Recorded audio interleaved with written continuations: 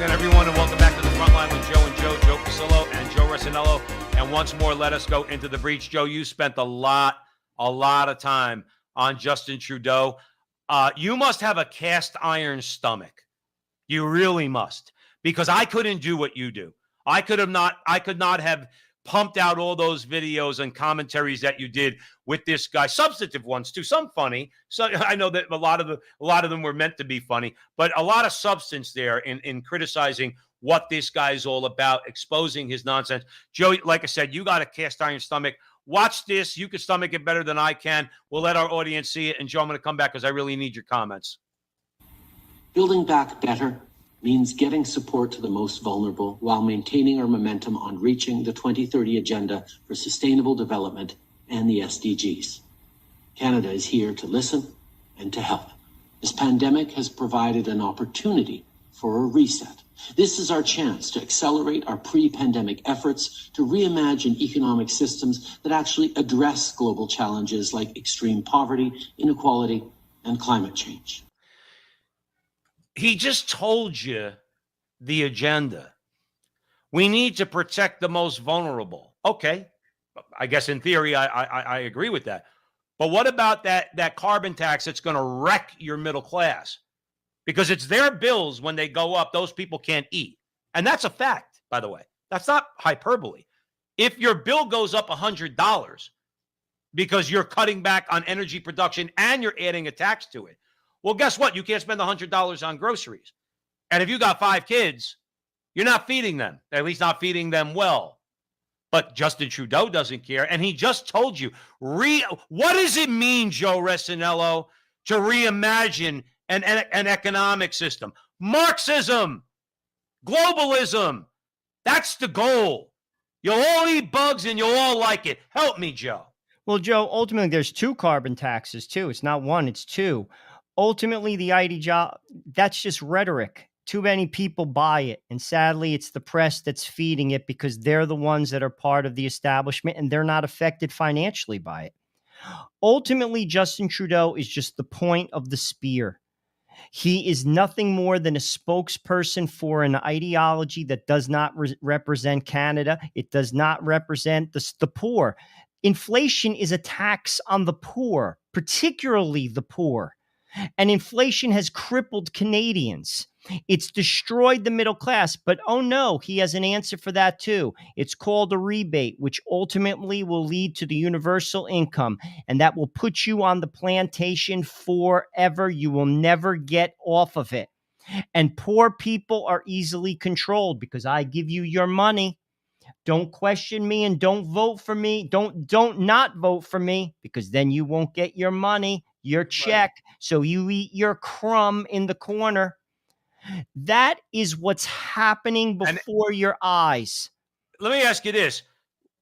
I love your opinion on this. I'm of the opinion that when they build these 15-minute cities that Chris Sky and others have talked about, all right, which is a horrible thought to me, where everything you need is within 15 minutes. And and by the way, there's armed military to make sure they monitor who goes in and who goes out. I firmly believe all they're going to do is feed those 15-minute cities with sex, drugs, and rock and roll. I firmly believe that. That's the way they're going to placate those people. Remember, I asked you this before. I'll ask you again for those who are new here at the Frontline with Joe and Joe. What did Stalin make sure was the people of the Soviet Union had in abundance more than anything else? Vodka. And it's the same thing. Yeah, it's a 15-minute city. Yeah, you can't travel out to the countryside, but you're going to get a lot of pornography. You can have sex with who you want.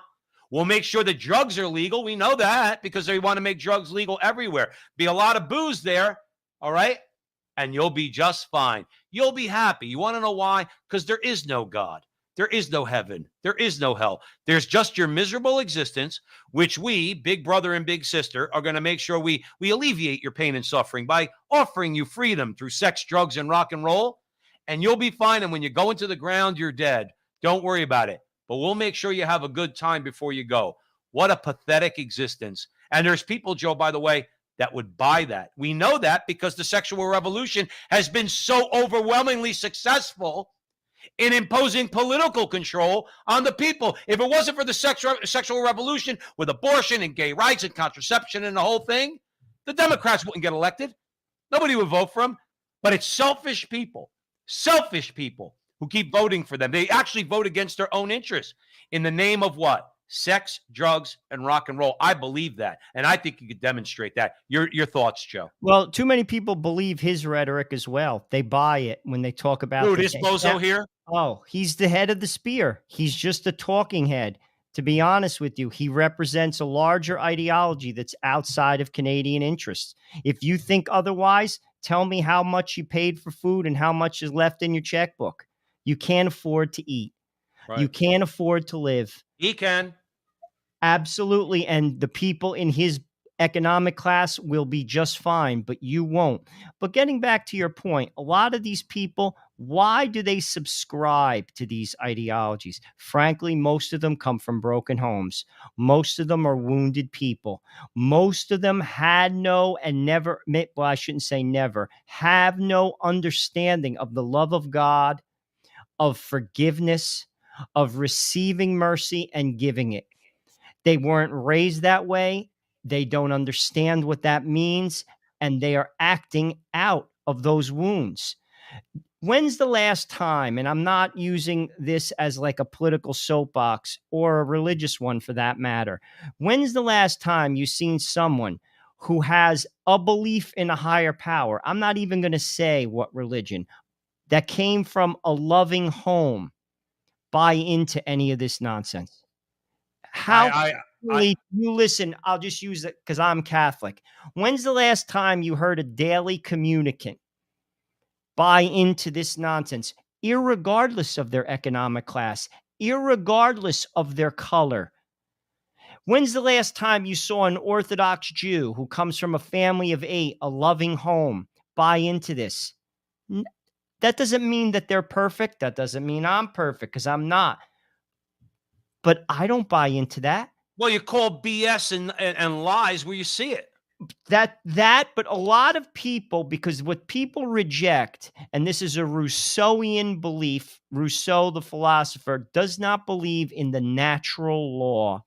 They don't believe that inside of every soul, there's certain things that basically you are born with a need for, and you are, regardless of what you've been told or how you've been brainwashed, you need a mother and a father. And when you don't have that love, when you don't have that stable, loving home, there are wounds, and those wounds fester, and then those wounds project out onto society. And that's why we're never going to vote our way out of this, because there are too many people with those wounds.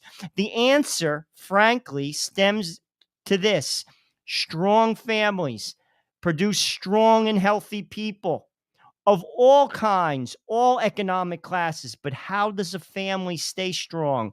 God has to be in the center. Without that, it doesn't work.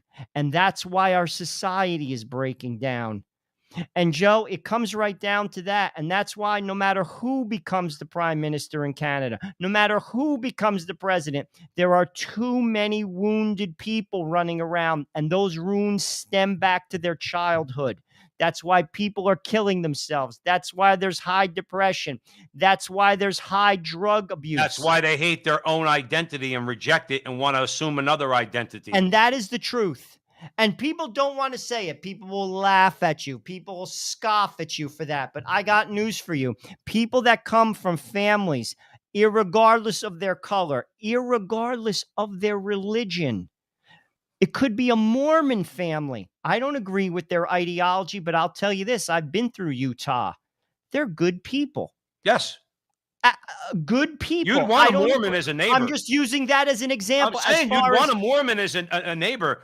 I would have no problem having an Orthodox Jew as a neighbor, a Logos believing Muslim. Okay, who cares about his kids? 100%. I got no problem, because guess what? That man's not looking to destroy my family. I don't agree with him on religion. I think they should all be Catholic. We don't shy away from that. But the fact is, I could live peacefully with my I'm just neighbor. talking about raising people. Again, I'm not talking about religion, just healthy. Well, can As I in- throw this out to you? Can I throw this Sure. out to you? What is the one thing that people, let's say, those who believe in God, okay, regardless of religion, what they ultimately believe, and I think would agree with us, is okay, you don't accept Jesus as the Logos incarnate, but you do accept Logos as order, as rationality. Is any of this that you're seeing ordered, or is it disorder? Is any of it freedom, or is it chaos? But Is any of it here's the is any hook, of it though. You're rational, right. Joe? Is But any the of it thing is, rational or their life irrational? mirrors it. You see, the problem is, Joe, you're right. There is no order, but they're a part of the disorder and they're not willing to change. You see, because that's all they ever knew. And that's a tough cycle to break. Like, that's the problem. Well, Like, many of these people, that's all they've ever known is disorder from the time they were born to the time they exist as adults. And some of them have corner offices. And right. some of them are highly intelligent and make a lot of money and are powerful, but their wounds are as real as someone who's in prison. Well, then here's my thing. Go take care of your own wounds and don't project your disorder on the rest of society, because Easier we don't said than want it. done. I agree with you, but ultimately, the only way to change people like this, ultimately, is they have to change themselves. I've learned this in my own life. You can never change somebody. You can't make someone drink something. What you have to do is convince them by your life. You see, the world needs witnesses. People who are like that have to see the functionality of other people's lives, the joy, the peace, how things are to work. And then they'll question when they wake up in the middle of the night, why is my life a mess? Why don't I have any peace? I have anxieties.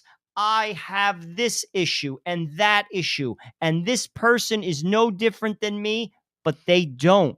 You see, the world needs witnesses. It doesn't need politicians, because you're not going to change that guy because we're not addressing their wounds.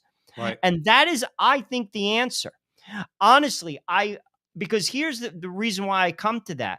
For years, Joe, we have put forth some very, very strong and linear arguments. Many of them are objective. Many of them note facts, statistics, history. And people still are not buying it, because while all those things could be true, the wounds underneath their positions, the wounds underneath their lifestyle aren't being addressed. And that's only addressed by love, by mercy, and by witness.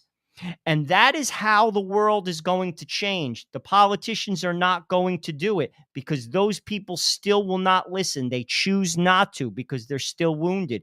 Justin Trudeau, I will guarantee you, I don't know him intimately, I will guarantee you, he is a wounded soul.